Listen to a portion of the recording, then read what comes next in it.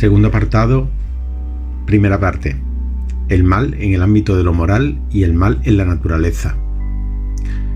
Después de las conferencias que se pronunciaron aquí, surgió repetidas veces la pregunta de cómo se puede poner en consonancia la indicación de Rudolf Steiner de que los tres espíritus del mal, Lucifer, Ahriman y Asur, con sus cohortes, pertenecen a las entidades de la tercera jerarquía por ser ángeles, arcángeles o arcai, rezagados en su desarrollo.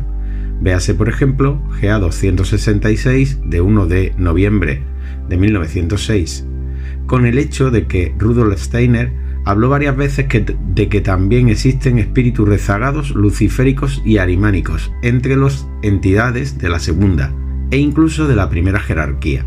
Véase, por ejemplo, GA 184 de 4 de octubre de 1918 y GA 203 de 11 de marzo de 1921.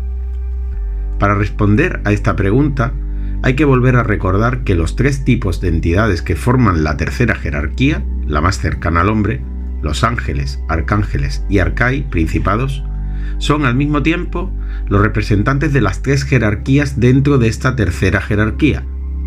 Esto se puede representar con el siguiente cuadro. Ángeles, que son ángeles de la guarda, son representantes de la tercera jerarquía de los ángeles, arcángeles y arcai o principados, llamados espíritus alma.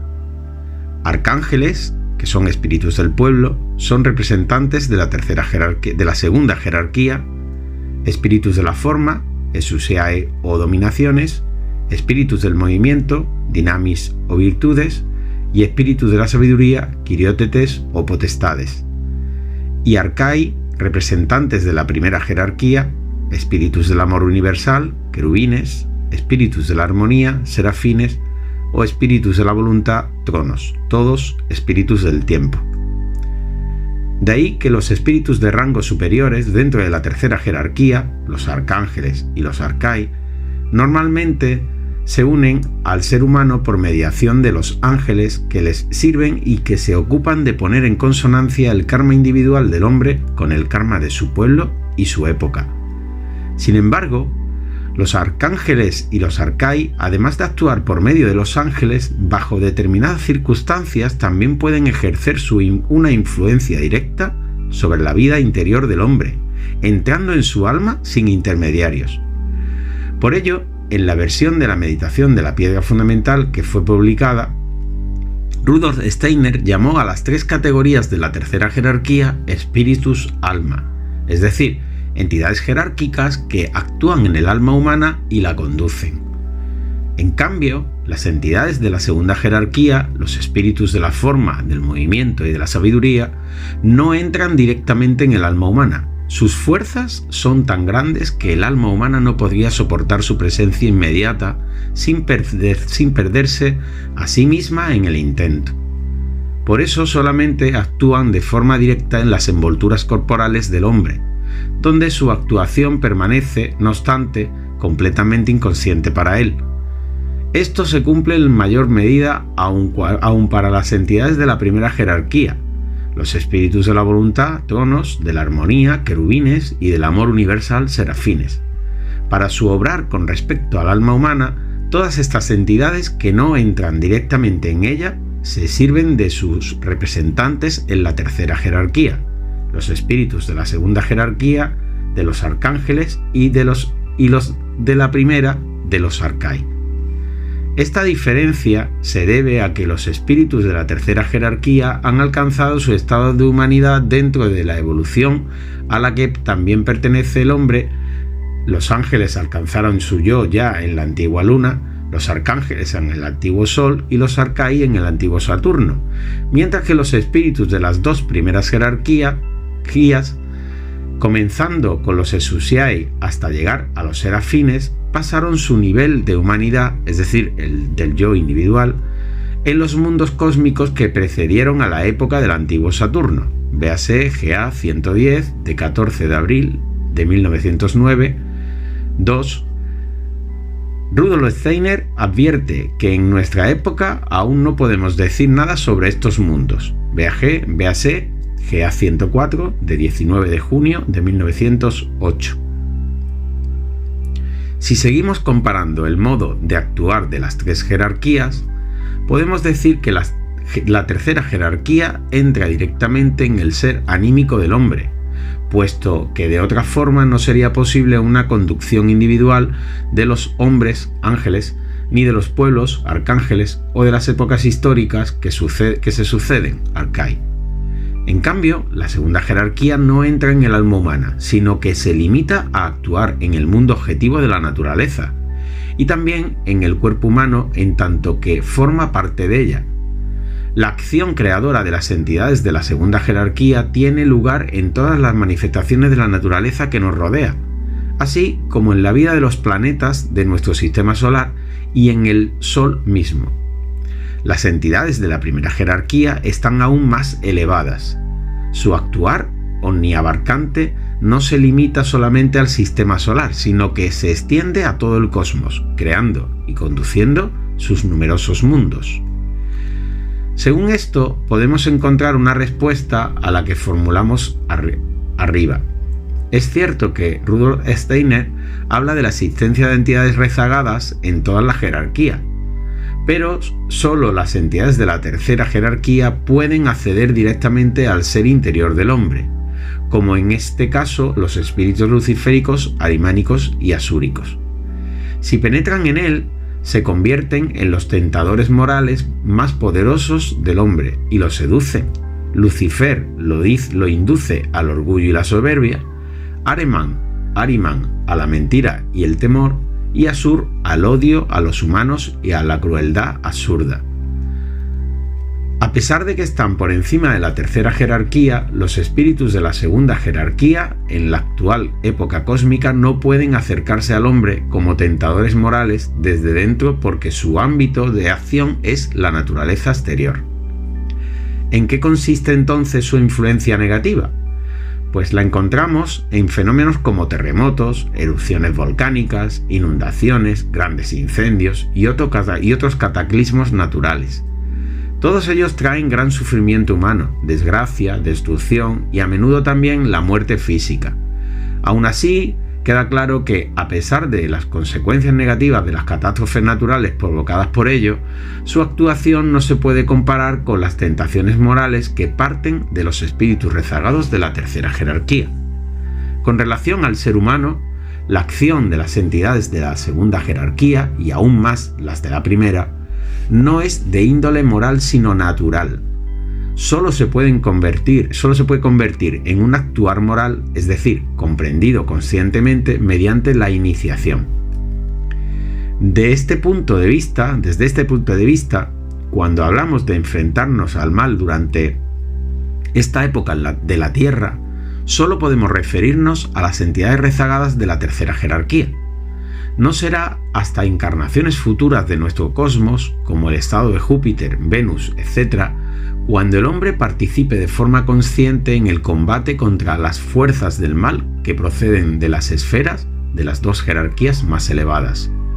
Sin embargo, el único ser que pertenece a una jerarquía superior a la tercera y aún así puede ejercer un efecto destructor sobre el mundo interior moral del hombre es Sorat o el demonio solar. Pero su esencia y su procedencia cósmica siguen siendo un misterio que no revela ni el Apocalipsis ni la investigación espiritual de Rudolf Steiner. En sus conferencias sobre el Apocalipsis, solamente da la referencia de que Sorat es el nombre del demonio solar, el adversario del Cordero, y que sus fuerzas son las fuerzas enfrentadas al Sol, las que se encuentran en oposición al Sol. GA 104 de 29 de junio de 1908. De ahí podemos entender que en el mundo espiritual Sorat no actúa en primer lugar en oposición al hombre, sino al espíritu solar más elevado, al Cristo. Así, desde el punto de vista cosmológico, resulta ser el adversario del Sol y no el de la Tierra. Pero como el Sol es ante todo la residencia de la segunda jerarquía o jerarquía solar, a la que por su esencia se le llama espíritus luz, en la meditación de la piedra fundamental, Sorat se les enfrenta en el cosmos como espíritu de las tinieblas absolutas.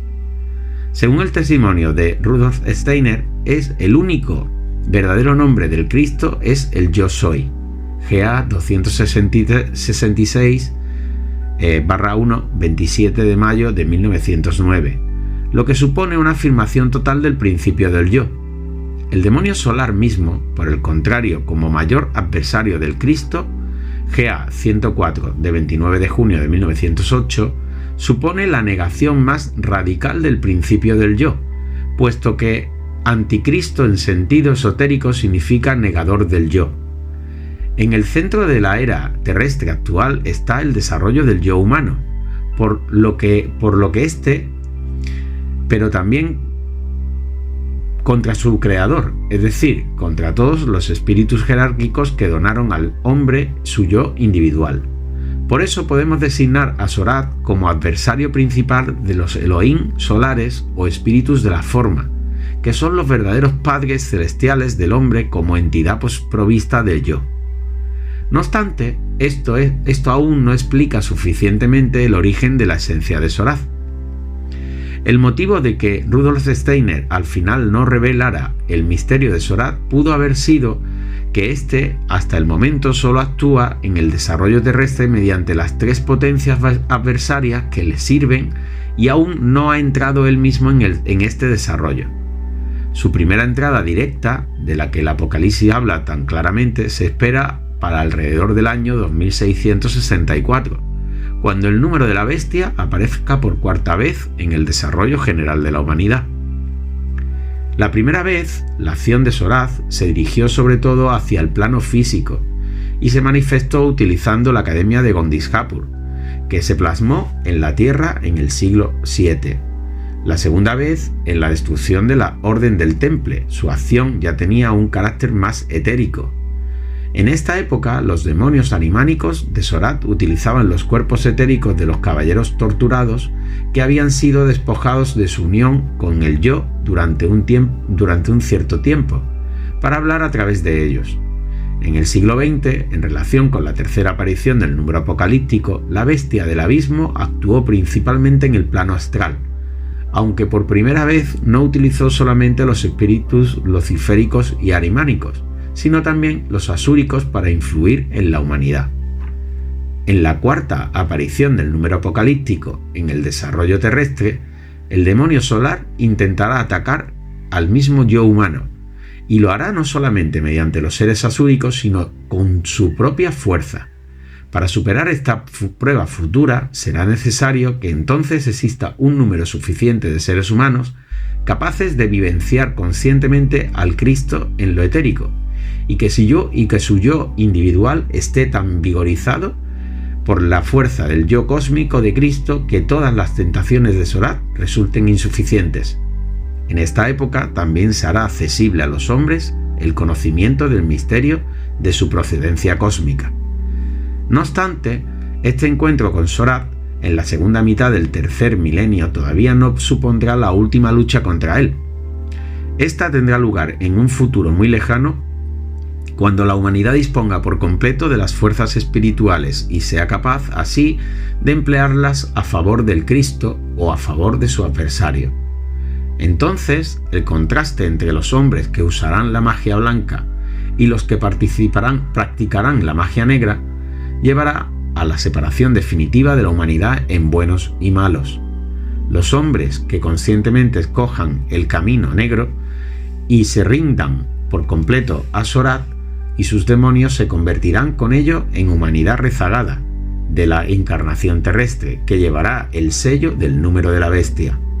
El misterio del 666 o Sorat está escondido el misterio de la magia negra, GA 104 de 29 de junio de 1908.